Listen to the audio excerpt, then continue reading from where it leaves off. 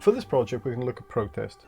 Protest is as old as mankind. It's when people decide and they feel that something is wrong and they stand up for their rights and let it be known. In the early 20th century, a group of women known as the suffragettes did exactly that, and they protested to gain equal rights, or more specifically in this case, votes for women. It's hard for us to believe that little over 100 years ago, women didn't have the right to vote. And the prospect of women getting the vote was even scarier for these men in government. It is hard for us to think why this could be so, but we could look at a couple of things. A, women at the time were believed to not be as mentally strong as men, and B, they were also perceived as men wanted to hold on to the power that they retained, and if women came, there would be change. The government was so scared that they instructed the police to frighten and humiliate the women to try and stop them from protesting. But these women were brave, and they were prepared to face prison for their beliefs. Emmeline Pankhurst called her WSPU an army of suffragette warriors.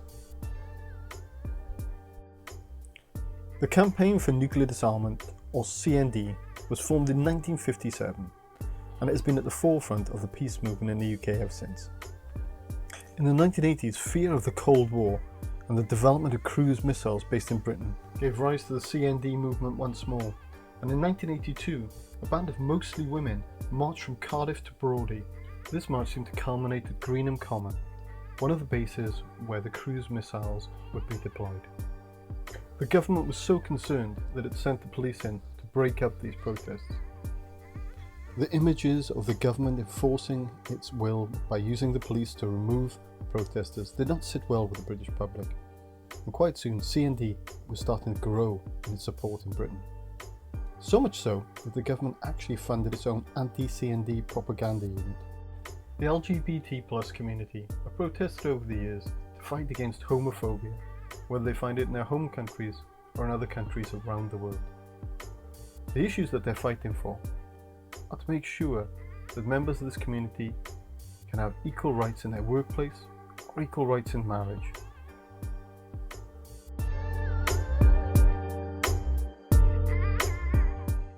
But also in some countries it is illegal to be homosexual still. And this LGBT community wish to highlight that.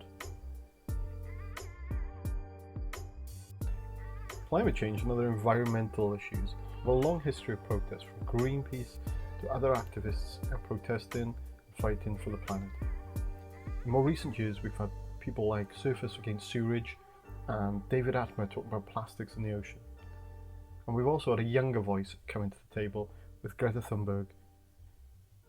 Even at her young age, she has inspired many people to protest to try to save our planet, whether it be from the youth marching in 2018 to the 6 million people that took to the streets in 2019.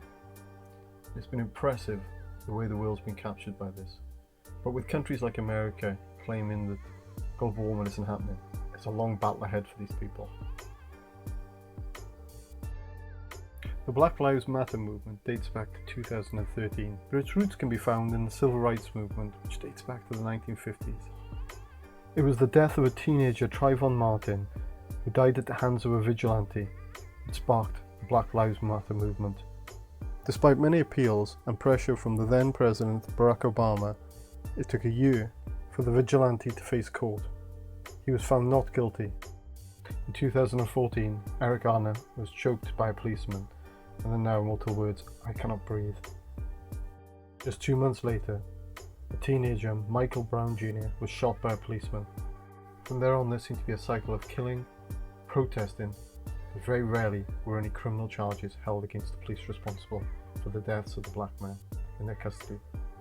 2020, the death of George Floyd at the hands of a policeman sparked protests across America and then further across the world.